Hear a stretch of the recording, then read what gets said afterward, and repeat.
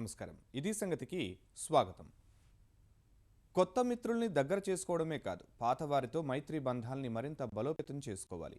ఇరుగు పొరుగుతో సమస్యలు సామరస్యంగా పరిష్కరించుకోవాలి. అధికారంలోకి వచ్చింది మొదలు ఇదే దౌత్య మంత్రంతో ప్రపంచం చుడుతున్నారు ప్రధాని మోదీ. స్వల్ప వ్యవధిలోనే 30కి పైగా దేశాల్లో పర్యటించారు. అవన్నీ ఒకెత్తైతే ప్రస్తుతం మోదీ రష్యా 2 రోజుల పర్యటన మరొక స్థాయి అనే చెప్పాలి. దశాబ్దాల చెలిమికి కొత్త రెక్కలిస్తూ భవిష్యత్ సంకల్పాలకి భరోసా కల్పిస్తూ ముందడుగు వేశారు ఇద్దరు నాయకులు. దోస్తు మేరా దోస్త్ అంటూ మరోసారి ప్రపంచమంతటికీ వినిపించేలా స్నేహగీతం ఆలపించారు. ఈ 2 రోజుల్లో మాస్కో నాయకత్వంతో కుదిరిన ఒప్పందాలు, చేసుకున్న అవగాహనలే ఇప్పుడు అందరినీ ఔరా అనిపిస్తున్నాయి.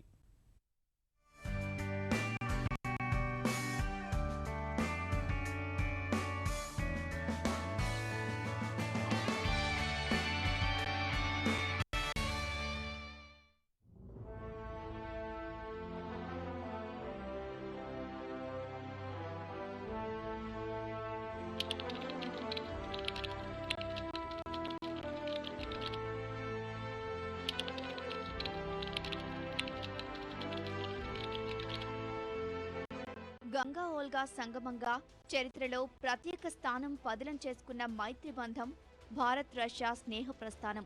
భౌగోళికంగా వేల మైళ్ల దూరంలో ఉన్న మానసికంగా, ఆర్థికంగా, రాజకీయంగా, రక్షణ, వాణిజ్య అంశాల్లో ఎటు చూసినా ఇది ఎంతో ప్రత్యేకం.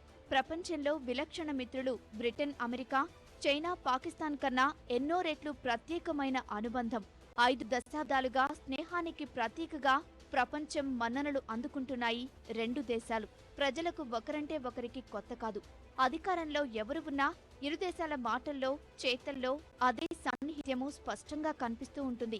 1970, 80వ దశకంలోలా ఒకే మాట ఒకే బాట అన్నంత స్థాయిలో కాకపోయినా ఇప్పటికీ ఇద్దరూ పరస్పరం నమ్మదగిన మిత్రులే.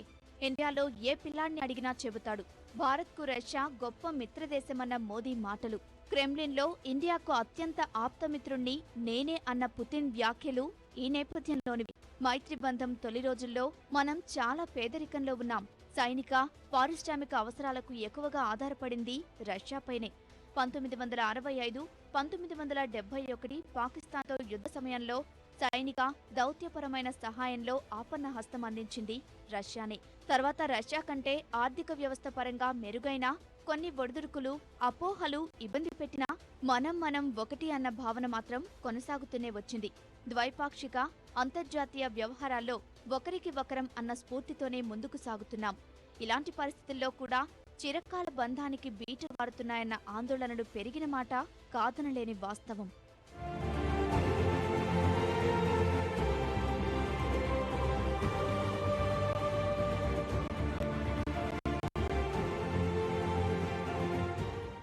భారత 14వ ప్రధానమంత్రిగా వచ్చిన మోదీ హయాం ప్రారంభమయ్యాక ఇంతకాలం అనుమానాలు అలానే కొనసాగాయి. పాత కాపుల మధ్య కొత్త కూర్పులు ఇబ్బందులు తెచ్చిపెట్టాయన్న విశ్లేషణలు వచ్చాయి.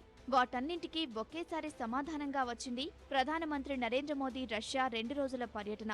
అధికారంలోకి వచ్చిన 18 నెలల్లో ప్రపంచమంతా సుడిగాలి పర్యటనలు చేస్తున్న మోదీ రష్యాకు మాత్రం దూరంగానే ఉన్నారన్న అపోహల మధ్య ఊహించనంత ఫలవంతంగా ముగిసిన యాత్ర ఇది. బ్రిక్స్ సమావేశాలు, షాంఘై సహకార వేదిక సదస్సు, G20 భేటీల్లో పొడి మాటలు తప్ప మనస్ఫూర్తిగా చేతులు కలిసింది లేదన్న వెలితి తీర్చేసింది.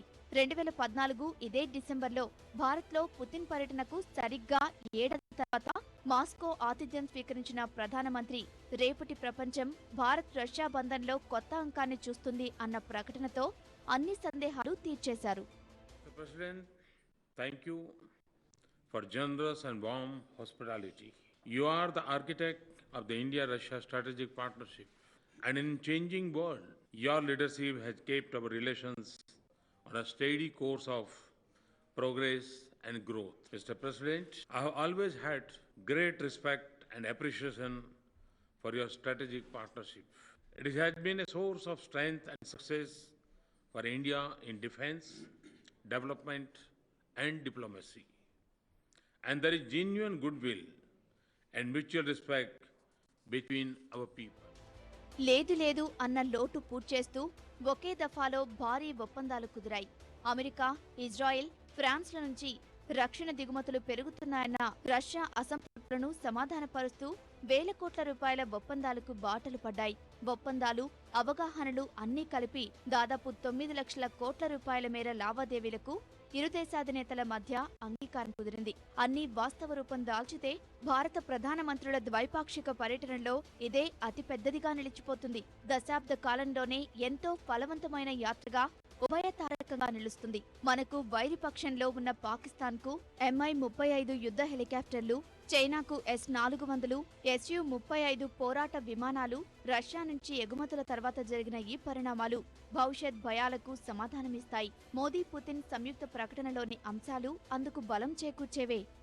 As I look to the future, I see Russia as a significant partner in India's economic transformation and in shaping of a balanced, stable, inclusive, and a multipolar world.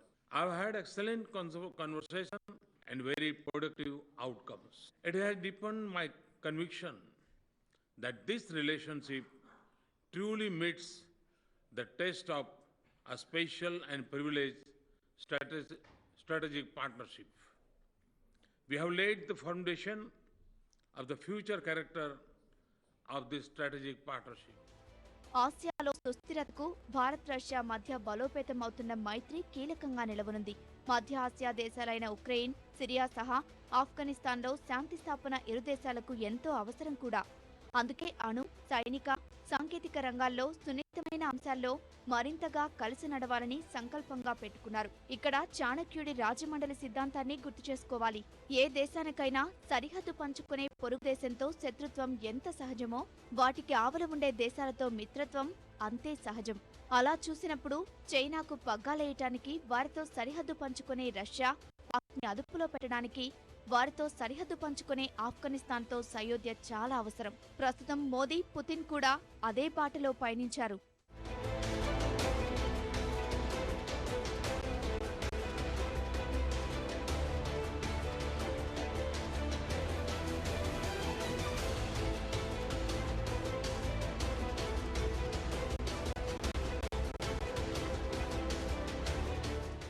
ప్రస్తావించాల్సిన మరొక విషయం ఇంధనం. ప్రస్తుతం ప్రపంచంలో అతిపెద్ద ఇంధన ఉత్పత్తిదారు రష్యా అయితే, వినియోగంలో అమెరికా, చైనా తర్వాత 3వ స్థానంలో మనదే. ప్రపంచమంతా మాంద్యం కమ్మేసిన పరిస్థితుల్లోనూ భారత్ ఇంధన అవసరాలు పెరిగాయే తప్ప తగ్గింది లేదు. చమురు, సహజ వాయువు, అణు విద్యుత్ మూడింటి అవసరం రోజురోజుకు పెరుగుతూనే ఉంది. ఈ 3 రంగాల్లో రష్యా మొదటి స్థానంలో ఉంది.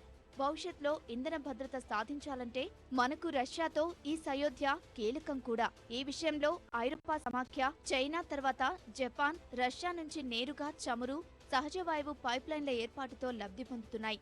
మనం మాత్రం అస్థిర మధ్య ప్రాచ్య దేశాలపైనే ఆధారపడి అనేక ఇబ్బందులు ఎదుర్కొంటున్నాం.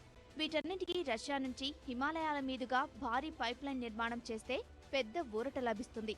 దౌత్య, వాణిజ్య సంబంధాల పరంగా రూపురేఖలే మారిపోతాయి. ప్రపంచంలోని అనేక దేశాలతో మనకు మైత్రి బంధం ఉండొచ్చు, కానీ అవేవీ రష్యాతో సాటి రావు అనటంలోనూ ఎలాంటి సందేహం లేదు. అంత బలమైన బంధం ఉండబట్టే ప్రపంచమంతా భారత్పై ఆంక్షలు పెట్టిన సమయంలోనూ రష్యా నుంచి ఇక్కడకు అన్ని రకాల ఎగుమతులు యథావిధిగా కొనసాగాయి. అత్యాధునిక సాంకేతికత సహా దేశీయ క్షిపణి కార్యక్రమాలకు ఊతం లభించింది. వాటన్నింటికీ కీలకమైన పరస్పర విశ్వాసం పెంచే ప్రయత్నంలో మోదీ నేటి ఈ పర్యటన చరిత్రలో నిలిచిపోతుంది అనడంలో మాత్రం ఎలాంటి అతిశయోక్తి లేదు. భారత్లో తయారీకి ఊతం, రక్షణ ఇంధన అవసరాలకు బాసట, అన్నీ వెరసి 9 లక్షల కోట్ల రూపాయలకు పైగా ఒప్పందాలు, అవగాహనలు. వాటన్నింటికీ మించి పరస్పరం సహకారంపై తిరుగులేని ముందడుగు. మోదీ పర్యటనతో రష్యాతో సంబంధాల్లో ఒకసారిగా కనిపించిన మార్పు ఇది. నమ్మకమైన భాగస్వాములుగా ఉన్న ఇరు దేశాల బంధం రక్షణ ఒప్పందాలతో మరింత బలోపేతమైంది. మేక్ ఇన్ ఇండియా నినాదం ఆచరణ దిశగా అడుగులు వేసింది. రక్షణ ఉత్పత్తుల కోసం భారత్ రష్యాకు తొలి ప్రాధాన్యం ఇవ్వడంలో ఆంతర్యమేంటి? మోదీ రష్యా పర్యటన ఉభయతారకంగా మరెలాంటి మార్పులకు సాక్షిగా నిలవనుంది?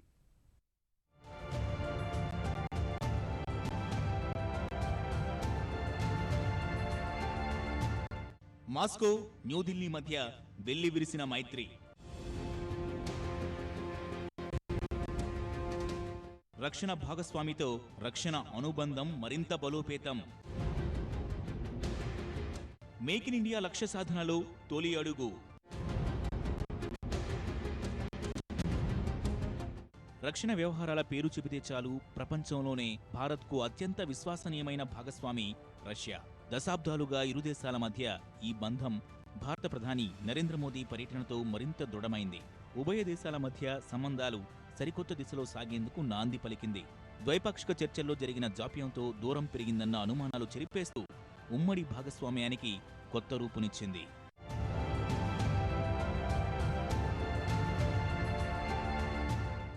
మాస్కోలో భారత ప్రధాని నరేంద్ర మోదీ, రష్యా అధ్యక్షుడు వ్లాదిమిర్ పుతిన్ మధ్య జరిగిన 16వ శిఖరాగ్ర సమావేశంలో భారత్లో తయారీకి ఊతమిచ్చేలా ఎన్నో అడుగులు పడ్డాయి. ద్వైపాక్షిక వ్యూహాత్మక భాగస్వామ్యం దృష్టిలో ఉంచుకుని రక్షణ, అణుశక్తి సహా ఆర్థిక రంగంలో పరస్పరం సహకరించుకోవాలని రెండు పక్షాలు నిర్ణయించాయి. భవిష్యత్ భాగస్వామ్యాన్ని పటిష్టం చేసే ప్రణాళికలు పట్టాలెక్కాయి. మోదీ రష్యా పర్యటనలో రెండు దేశాల మధ్య కీలక ఒప్పందాలు కుదిరాయి. 9 లక్షల కోట్ల విలువైన 16 ఒప్పందాలకు ఆమోద ముద్రపడింది. రష్యా సహకారంతో సంయుక్తంగా 226 సైనిక హెలికాప్టర్లు భారత్లో తయారీ, 12 అణువిద్యుత్ కర్మాగారాల నిర్మాణం పచ్చజెండా ఊపాయి. అంతకుముందు ప్రతి విదేశీ పర్యటనలోనూ భారత్లోని అవకాశాలు ఆవిష్కరిస్తున్న మోదీ రష్యాలోనూ బలమైన వాణి వినిపించారు. శాస్త్ర సాంకేతిక పరిజ్ఞానం, రక్షణ, అణు ఇంధన రంగాల్లో రష్యా సామర్థ్యాలకు భారత్లోని అవకాశాలు పోల్చి చూపారు. ఫలితంగా రష్యా నుంచి 40,000 కోట్ల రూపాయలతో S-400 Triumf air defence missile system కొనుగోలుకు రెండు దేశాలు సంతకాలు చేశాయి. భారత్లో తయారీ కార్యక్రమంలో భాగంగా కమో సైనిక హెలికాప్టర్లు ఇక్కడే ఉత్పత్తి చేసేందుకు అవగాహన కుదిరింది. అనిల్ అంబానీ నేతృత్వంలోని రిలయన్స్ డిఫెన్స్ రష్యాలోని అతిపెద్ద నౌకా నిర్మాణ సంస్థతో కుదుర్చుకున్న 30,000 కోట్ల భారీ ఒప్పందం ద్వైపాక్షిక వాణిజ్యానికి ఒప్పందం కుదిరింది. భారత్లో తయారీకి ఇదే తొలి భారీ రక్షణ రంగ కార్యక్రమమని మోదీ స్వయంగా ప్రకటించారు.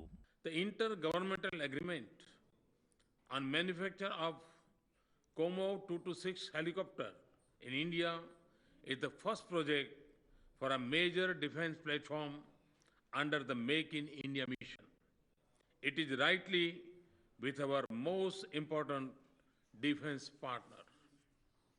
We have made progress on a number of other defense proposals.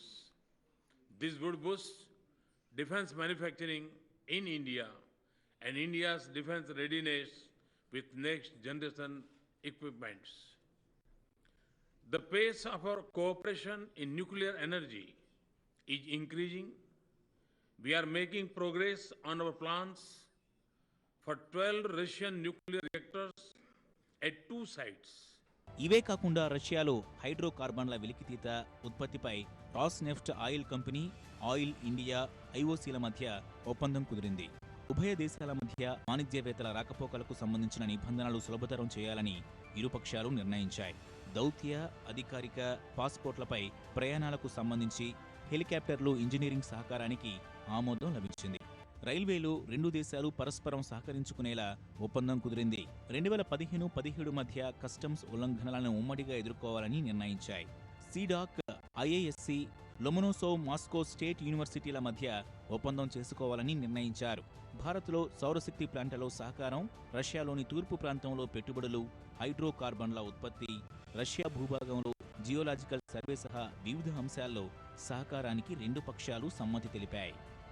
ప్రస్తుతం 66,000 కోట్లున్న ద్వైపాక్షిక వాణిజ్యాన్ని 10 ఏళ్లలో 1.98 లక్షల కోట్ల రూపాయలకు పెంచాలని నిర్ణయించారు. రెండు దేశాల మధ్య వ్యూహాత్మక సంబంధాలపై రష్యా అధ్యక్షుడు వ్లాదిమిర్ పుతిన్ కూడా సంతృప్తి వ్యక్తం చేశారు. మోదీ పర్యటన బలమైన, విశ్వసనీయమైన బంధానికి నాంది పలికిందని సంతోషం వ్యక్తం చేశారు. అణు ఇంధన రంగానికి సంబంధించి భారత్లో 2 చోట్ల 12 రష్యా రియాక్టర్ల పనులు ఊపందుకున్నాయని ప్రకటించారు. తమిళనాడు కోడంకుళం అణు విద్యుత్ కర్మాగారంలో 3-4 దశపై పురోగమన దిశలో ఉన్నాయని స్పష్టం చేశారు.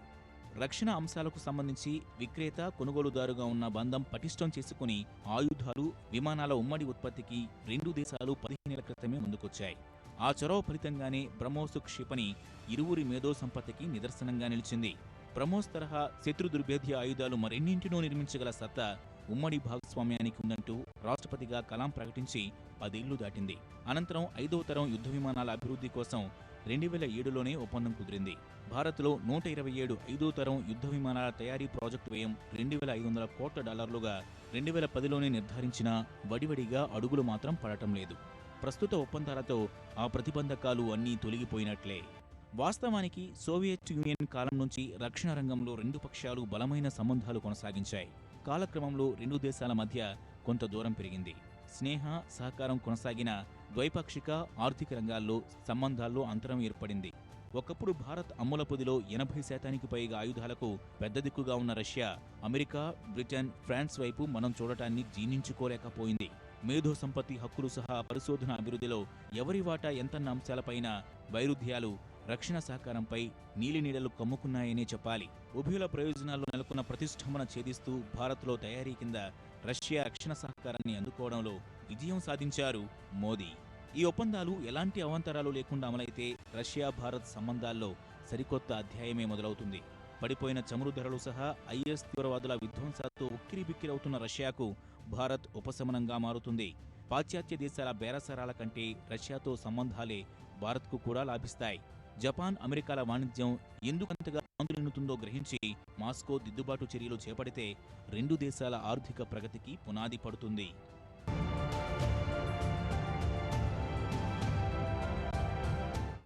ఎన్ని సమస్యలు ఉత్పన్నమవుతున్నా ఆసియా దేశాలతో సఖ్యతకే భారత్ ప్రాధాన్యం. అందులో భాగంగానే అంతర్గత సమస్యలతో అతలాకుతలమయ్యే ఆఫ్ఘనిస్తాన్కు చేదోడుగా నిలబడింది. చిరకాలం నిలిచిపోయే కానుక ఇచ్చి పాత మిత్రుడిని కొత్తగా దగ్గరకు చేసుకునే ప్రయత్నాలు వేగవంతం చేసింది.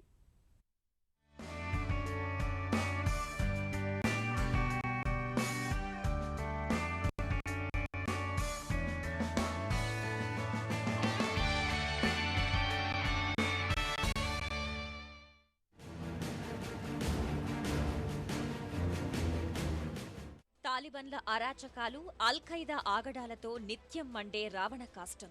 ఆఫ్ఘనిస్తాన్ ప్రస్తావన రాగానే కళ్ల ముందు మెదిలే అంశాలివే. అలాంటి రణభూమిలో శాంతి, సుస్థిరత కోసం నాటి ప్రధాని వాజ్పేయి వేసిన విత్తు నేడు మొలకెత్తింది.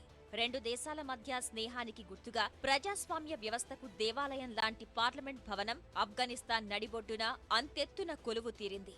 ఇరు దేశాల మధ్య దౌత్య సంబంధాల్ని సరికొత్త స్థాయికి చేర్చే దిశగా పడిన కీలక ముందడుగు ఇది. ఉగ్రమూకల బాంబు దాడులు, తుపాకీ మోతలకు ప్రపంచ దేశాలే భయకంపితులైన సమయంలో 2004లో అప్పటి ఆఫ్ఘనిస్తాన్ అధ్యక్షుడు రబ్బానీ అభ్యర్థన మేరకు ప్రజాస్వామ్యానికి కిరీటమైన పార్లమెంట్ భవనాన్ని నిర్మించే కార్యక్రమాన్ని భుజానికెత్తుకున్నారు వాజ్పేయి. తర్వాత ప్రధానిగా బాధ్యతలు స్వీకరించిన మన్మోహన్ సింగ్ 2005 ఆగస్టులో హెరాత్ ప్రావిన్స్ లో పునాదిరాయి వేశారు. 2015 డిసెంబర్కి నిర్మాణం పూర్తయింది. మాటిచ్చిన వాజ్పేయి పుట్టినరోజు నాడే ఆఫ్ఘాన్ పార్లమెంట్ ప్రారంభమైంది.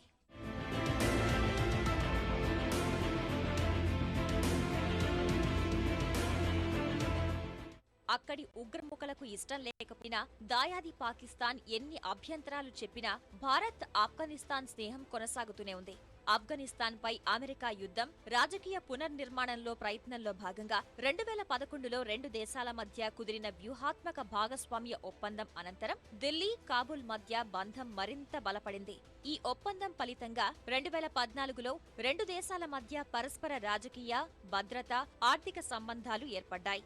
వ్యూహాత్మక భాగస్వామ్య ఒప్పందంలో భాగంగానే ఆఫ్ఘనిస్తాన్ పునర్నిర్మాణానికి మౌలిక సదుపాయాలు, విద్య, సాంకేతిక అభివృద్ధికి భారత్ తోడ్పాటు అందిస్తోంది. అక్కడ పెట్టుబడులు పెట్టేందుకు భారత పారిశ్రామికవేత్తలను ప్రోత్సహిస్తోంది. ఆఫ్ఘనిస్తాన్లోని సహజ వనరులను వినియోగించుకుని వారి అభివృద్ధికి తోడ్పడాల్సిందిగా 2014 జనవరిలో ఢిల్లీలో జరిగిన ఆసియా దేశాల సదస్సులో భారత్ అన్ని దేశాలను కోరింది. 2014 అక్టోబర్లో బీజింగ్, డిసెంబర్లో లండన్లో జరిగిన సదస్సుల్లో భారత్, ఆఫ్ఘనిస్తాన్ మధ్య అనేక ఒప్పందాలు కుదిరాయి. ఉగ్రముప్పు ఉన్న 2014 జులైలో కాబూల్లో భారత రాయబార కార్యాలయం తిరిగి తెరుచుకుంది. 2014 సెప్టెంబర్లో ఆఫ్ఘనిస్తాన్లో విదేశీ వ్యవహారాల మంత్రి సుష్మా స్వరాజ్ పర్యటన సందర్భంగా ఇరు దేశాల మధ్య బంధం తెలుపుతూ నిర్మించతలపెట్టిన జాతీయ పార్క్ నిర్మాణానికి భారత్ $1 మిలియన్ ఆర్థిక సహాయం ప్రకటించింది. ఈ నూతన బంధానికి బీజం 2012, 2013లో హమీద్ కర్జాయ్ భారత్లో చేసిన పర్యటనలోనే పడింది.